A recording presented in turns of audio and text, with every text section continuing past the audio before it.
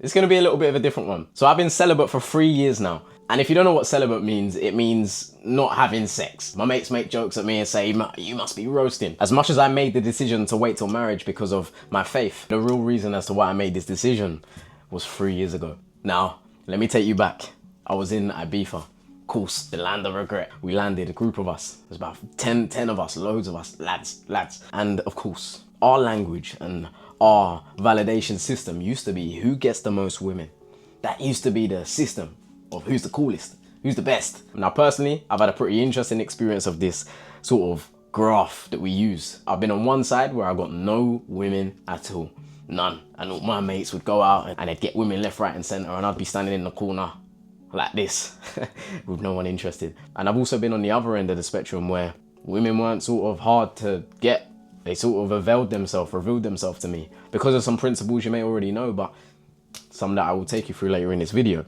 Now, what is the point in this video? The point in this video is not for me to come on here and toot my own horn and say I'm great. No, the point of this whole video is you'll go online and you'll see loads of guys talking about how to get in great shape so that you can get more women, or how to get more money so that you can get more women, and everything is centered around women, which in one aspect can be beautiful, but in another can be deadly and dangerous. And that's what we're gonna go through this video. And don't worry, I'm gonna finish off that story in a second, but as you can see on the board, we've got on one side, now if you're from the UK, you sort of understand this language, right? Some ting, like what, that's a ting. And these are the sort of, this is the sort of language that we would label women with, which now thinking about it is mad. On the other side, in the green, we've got God's daughter. Now this is the exact same woman. It's the exact same person. But how we've labeled them and how we view them is very different. Now, I found that after 3 years of, I guess, having a little bit more self-control over my sexual energies and urges, that it's helped me to change my perspective on women completely, to the point where I have a lot more healthy relationships with women now. I see them for who they actually are, in God's daughter, and not just something. I'm laughing because this was just my reality. This is what I grew up around. Now, if you're from the UK, maybe you're from another country or whatever, you know that as guys, that's our system, right? Of who ranks the coolest, who gets the most girls. Which leads me back onto the story. Let me take you back to Ibiza. I don't actually know how old I was. I was either 20 or 21. It was in the summer. At the time I was a footballer. I was all lean and cut. I had a six pack.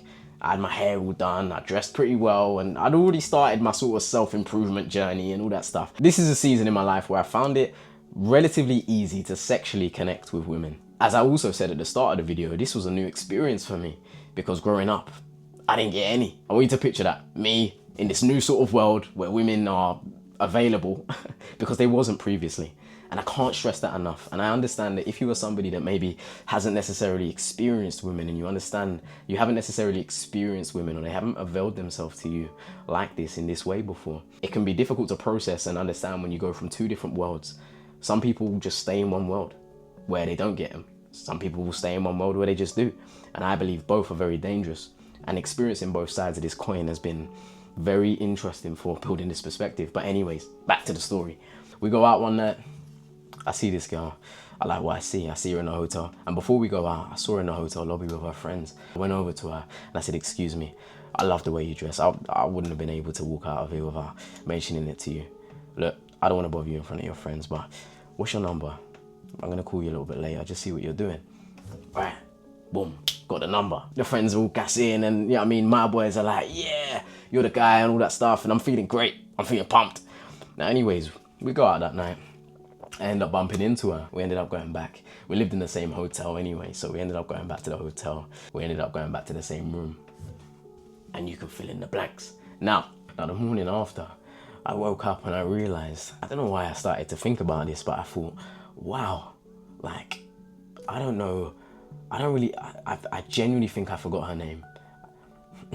I forgot her second name. She told me her second name. She told me her interest. And I forgot her second name. I forgot her interest. I forgot what she does. I forgot all of these things. And I was so controlled by my lust for her that I didn't even know who the woman was. She could have had anything. And she could have become one of my baby mums. I say one, I ain't got any. But she could have become one. All because of this lust, this deep lust. And also this validation system that we use as men, which we really need to challenge, of who can get the most girls. And this is what got me to start thinking is, maybe we need to change that. Maybe instead of who gets the most girls, maybe who can be the most chivalrous, who can respect the most women, who can like that, like these sort of things, right? And I just started to think about this. I can't help it. My mind goes in different ways, right? But it was that night, and long story short, I came back. I ended up finding Jesus for who he is, and realizing what Christ went through for this, for our lusts, for our deep desires in our heart, to wipe them and to say, you don't need to do that anymore. You're wiped clean. And also to give us a framework. Now, I want to make something clear. None of this is my wisdom, and none of this I was able to do without these words. So I want to read you a scripture, some wisdom, some deep wisdom, and I'm going to break it down so you can understand it. So it's 1 Thessalonians 4:3-5. Now this is Paul. Paul wrote this, and he's saying, "For this is the will of God, your sanctification, that you abstain from sexual immorality, that each one of you know how to control his own body in holiness and honor, not in the passion of lust like the Gentiles who do not know God." I used to think that God didn't want us to have sex, and God didn't want us to connect with women, and I've always thought, I feel like I'm kind of good at it and I want to do it, right? I've got this desire to, but it's not that God doesn't want us to do these things. A lot of this self-improvement space says get in great shape and learn how to speak and do all of this and get money and all this stuff so that more girls want you. And it's like, that ain't the goal, bro. Let me be real with you. When I first became a Christian, I'd have like these older men and people would tell me, oh, like wait till marriage and all of this stuff and whatnot. And I used to think, are you waiting till marriage, or do you just not have the opportunity? Because if you don't have the opportunity to get with a woman, then you're not waiting till marriage. You're being made to wait till marriage. Now that's different. And I never really found anyone that I connected with, and I thought, wow, this guy has access, has options, and he turns them down, and he's focusing on God's daughter and not some things. And I didn't find any, and I found it really difficult, and I thought, maybe this is the message you can one day get across. And I stand here in front of you not to say that I'm holier than thou. I am far from it. However, I've been able to step out of these chains of lust for 3 years and look at women completely different. Now I look at them as God's daughter. I want to pose you the question. If you want to be a great father, you want to be a great husband, you want to be a great leader in your family, you want to have great relationships with women, what one do you think is going to be better? That they're some things, or that they're God's daughter? God's daughter needs men to respect her, but men to lead her. If we look at them as things, we're not going to lead them, nor are we going to treat them properly. I still drive sometimes. I see a nice girl and I'm go like that, boom, nearly hit a tree. I got to focus, right?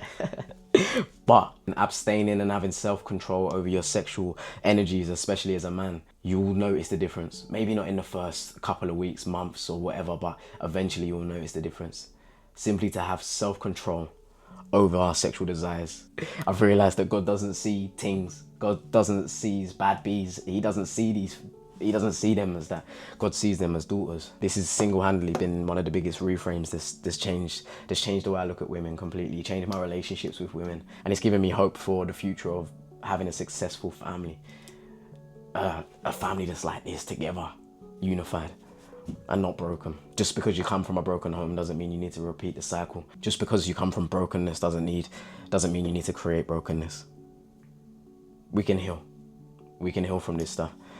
And I feel like there needs to be more of these messages. For me, I got tired of this self-improvement space telling me to get in shape and speak well and become a master communicator just so I can get women and all of this stuff. Women are a byproduct of this. Yes, when you get in shape. Yes, when you learn how to speak. Yes, when you become your own boss of your life and some other areas and aspects start to improve in your life. Yes, women are a byproduct of these things, and they'll start to avail themselves and reveal themselves a little bit more to you. However, when those seasons come, it's about being positioned as a man, not to just let it all go. There's an interesting story in the Bible with David, a G, big G.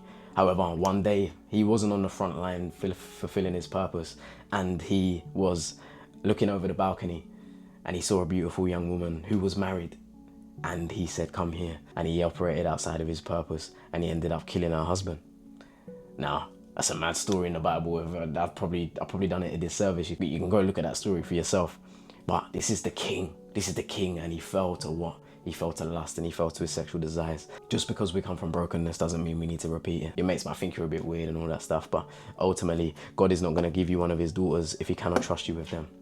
And that is the frame. That's the frame you have to understand as a man. This is just something I wish somebody told me sooner. I think it would have probably saved me from some messy nights out. However, I'll see you in the next one. In a bit.